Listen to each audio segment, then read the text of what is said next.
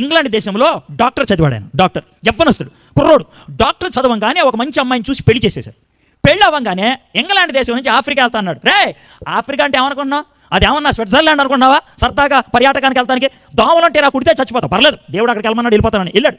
తన భార్యను దోమ కుడితే చచ్చిపోయింది. భార్య శవాన్ని మళ్ళీ మోసుకొచ్చాడు ఇంగ్లాండ్కి. పాతెట్టేశాడు. పాతెట్టింది, మళ్ళీ వెళ్ళిపోతున్నాడు. రే, ఎక్కడికి వెళ్తావురా? ఆఫ్రికాకి వెళ్తున్నా. రే, భార్య చచ్చిపోయిందిరా, ఇప్పటికీ అర్థం కదా, పర్లేదా, దేవుడు అక్కడికి వెళ్ళమన్నాడు, వెళ్ళిపోతానని. వీళ్ళు 10 మందిగా ఆఫ్రికా అడవుల్లో వెళ్తా ఉన్నారు. అడవుల్లో చిరుతపుళ్ళు ఉంటాయి కాబట్టి ఎప్పుడు ఎవడో ఒకటి గస్తీ ఉండాల్సిందే. ఆ రోజు డేవిడ్ లివింగ్స్టన్ అని ఈయన గస్తీ అంటే తెలుసా, కూర్చొని ఉండాలి. మిగిలిన 9 మంది నిద్రపోతూ ఉంటారు. చేతిలో గన్నోడు పెట్టుకొని అలాగా చూస్తూ ఉన్నాడు, పులులు ఏమైనా వస్తాయేమని. నిద్ర వచ్చేసింది, పడుకున్నాడు. అంతే, వచ్చేసింది ఓ పులి. ఆయన కళ్ళు తెరిచే లోపల ఆ పులి పంజా తీసి ఈ ఎడం భుజం మీద ఒక్కసారి టాప్ అని కొట్టింది. ఎంత మాంసం కలిసిపోయింది. ఆ రోజు నుంచి ఆయన చెయ్యి పైకి లెగవల, ఇరిగిపోయింది ఎముక, ఎంత మొక్క లేచిపోయింది.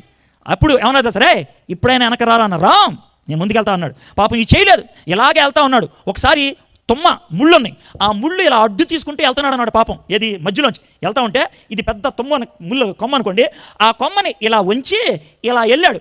వెళ్ళి అయిపోయింది కదా అని వదిలేశాడు. అంతే, కొమ్మ వచ్చి టాప్ అని గుచ్చుకుంది. ఎంత ముళ్ళు వచ్చి కంటిలో అలా గుచ్చుకుంటే గుడ్డంతా కారిపోయింది. ఎడం కన్ను లేదు. రే, ఎడం కన్ను లేదు, వచ్చారా అన్నాడు. కుదరదా, వెళ్ళిపోదా, అలాగే అన్నాడు. వెళ్ళిపోయాడు. పాపం ఎడం కన్ను లేదు, ఎడం చేయలేదు, ఎలాగ నడుస్తూ ఉన్నాడు. ఈ కాలు వెళ్ళి ఏ బురదలో పడిందో, ఆ బురదలో ఉన్న ఏ చెట్టు ముళ్ళు గుచ్చుకుందో తెలియదు. ఆ ముళ్ళు గుచ్చుకోగానే ఈ కాలు తిమ్మిరి పట్టేసింది. చచ్చేదాకా ఈ కాలు తిమ్మిరి వదలలా. ఏ పురుగు కుట్టిందో తెలియదు, ఏ ముళ్ళు గుచ్చుకుందో తెలియదు. అంతే, ఈ కాలు లేదు, ఈ చెయ్యి లేదు, ఈ కన్ను లేదు. కానీ మీకు విషయం తెలుసా, 2500 మైళ్ళు 2500 మైళ్ళు ఆయన కాలి నడక మీద నడిచి 13 దేశాలకి సువార్తను అందించాడు డేవిడ్ లివింగ్స్టన్. డాక్టర్ చదువుకున్నటువంటి వ్యక్తి. ఆయన ఒక దేశంలో ఇంకా నడవలేక అలా పడిపోతే ఒక రాయి తీసుకొచ్చి ఆయన ముందు పెట్టారు. ఆ రాతి మీద అలా చెయ్యి పెట్టి ప్రార్థన చేసుకుంటూ చచ్చిపోయాడు ఆయన. ఆయన చచ్చిపోయిన తర్వాత ఆయన శవాన్ని కర్రకు కట్టి తీసుకెళ్ళిపోతుంటే ఆ గ్రామస్తులంతా పరిగెత్తుకుంటా వచ్చి ఆగడే అని అన్నారు.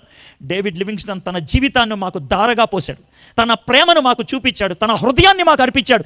ఒక్క పని చేయండి, డేవిడ్ లివింగ్స్టన్ ఒకసారి కింద పడుకోబెట్టండి, ఆయన గుండెకాయ తీసి ఇక్కడ పాతి పెట్టండి, మిగిలిన శవాన్ని మీరు తీసుకెళ్ళిపోండి అంటే ఆయన బాధ పెట్టకూడదని. చచ్చిపోయిన డేవిడ్ లివింగ్స్టన్ని పడుకోబెట్టి కత్తి పెట్టి కోసి గుండెకాయ బయటికి లాగి భూమిలో పాతి పెట్టి శవాన్ని తీసుకెళ్ళిపోయారు. ఎందుకో తెలుసా, దేవుని మాటకు అంత విలువిచ్చాడు ఆయన. దేవా, నువ్వేం చేయమంటే నేను అది చేస్తాను, వెనక్కి తిరిగి చూడను. ఈ లోకంలో మనుషులు లెక్కలు వేరు, దేవుని లెక్కలు వేరు.